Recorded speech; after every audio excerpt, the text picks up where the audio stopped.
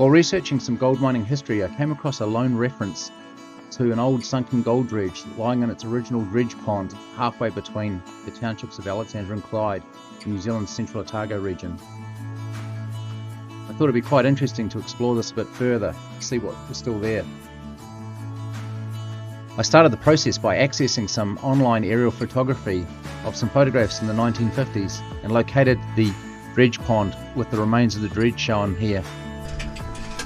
Now, with my father Roger, both a pilot and the owner of a Zenith home-built aircraft, what better excuse than to go for a fly today and check out what remains of the dredge. Just priming the engine.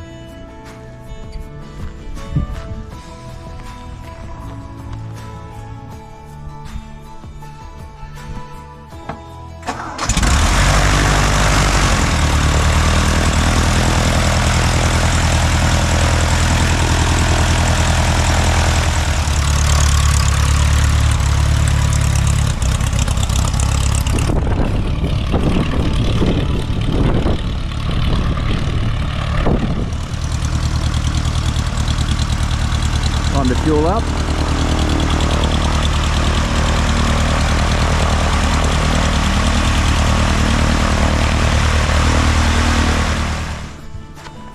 With fuel in the tanks, it's time to climb aboard and take off from Alexandra Airport.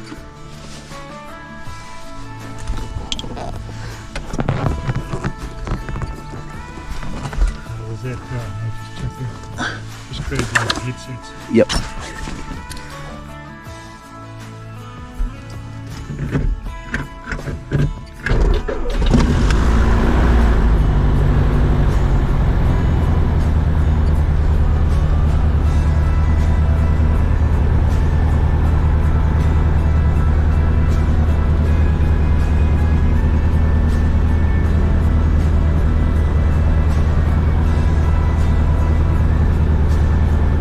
Sorry, just wait for the temperatures to come up.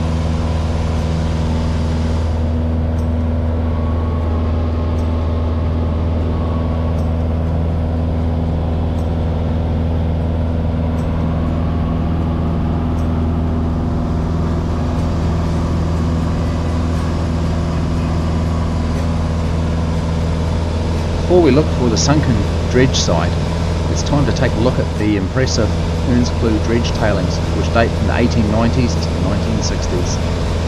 After flying over the township of Alexandra, it's time to turn back up the Clutha River towards the Clyde Dam, and the location of the dredge should be on our right hand side.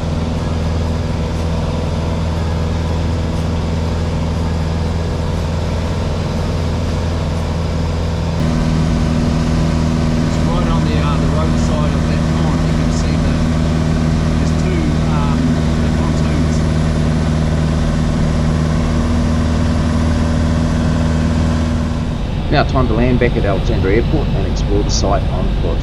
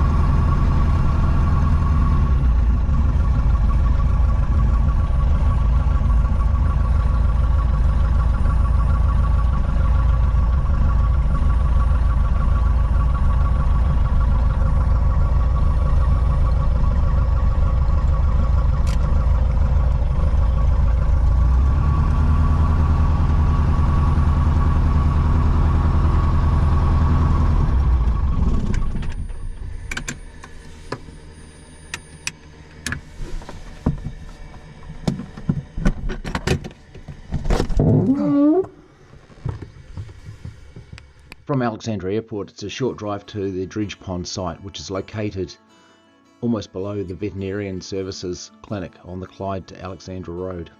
The walk down to the site initially brings you to a sun-faded information board above the Dredge Pond, and a good opportunity to take a look at the history of this dredge.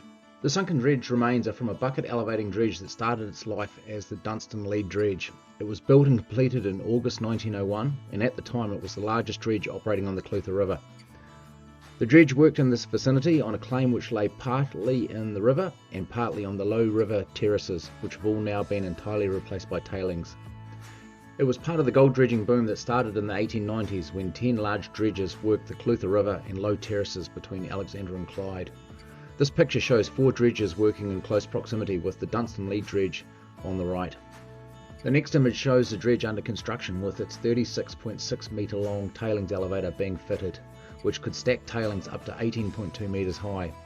The development of a tailings elevator allowed the dredges to leave the river and work the terraces next to the river, creating large tailing piles behind them as they went. When the dredge started operation in September 1901, tragedy struck when 2 men, Richard Blatch and Herbert Ferris, were drowned in an accident. The unfortunate men were relieving the night shift and were part of a 4-man crew in the boat taking aboard coal for the day, some 30 bags. The boat shared around in the current and was swamped. The 2 other men survived, but Blatch and Ferris were sadly drowned. In 1907, the Dunstan Lead Company went into liquidation, and the dredge and the claim were taken over by the Earnscleugh Dredging Company. The dredge was renamed Earnscleugh No. 5. The dredge ladder was lengthened by 7 feet, and electric motors were installed on the dredge, and power was fed from the nearby Fraser River hydroelectric scheme. The original steam engine was retained for periods when there was insufficient water in the Fraser River to generate electricity for the dredge.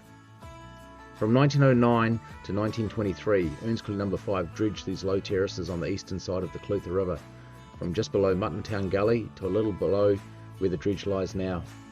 In 1924, the Earnscleugh Dredging Company went into liquidation, and the dredge was left moored and abandoned in its dredging pond. Children used to play on the old dredge, and bits and pieces were souvenired from it before it was extensively damaged by fire on the 6th of December 1927. During World War II, the Central Otago Electric Power Board removed what was left of the ironwork and used most of it for repair work at the outlet of the Roaring Meg power station in the Quarra Gorge. Ironically, the power station had been built with the purpose to supply electricity to several large dredges. Let's go and take a look at what remains of the dredge 100 years after it was abandoned. As you can see, nature has firmly taken hold, and it is a bit of a bush bash to get through the willow trees, briar bushes and scrub to reach the dredging pond.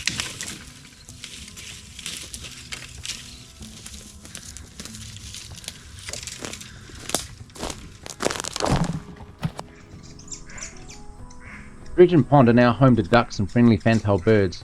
Whilst overgrown, you can clearly see the dredge's pontoons and the decking lying half a metre below the surface of the water.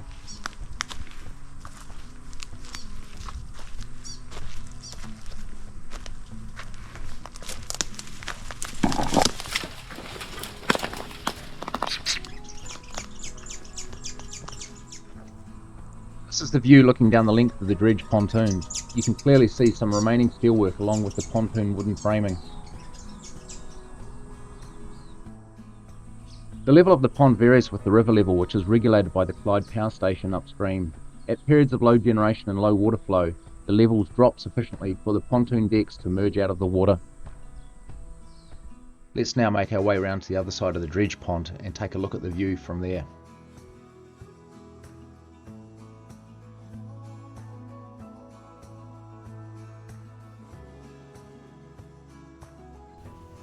These mounds we're walking over are in fact the overgrown dredge tailings.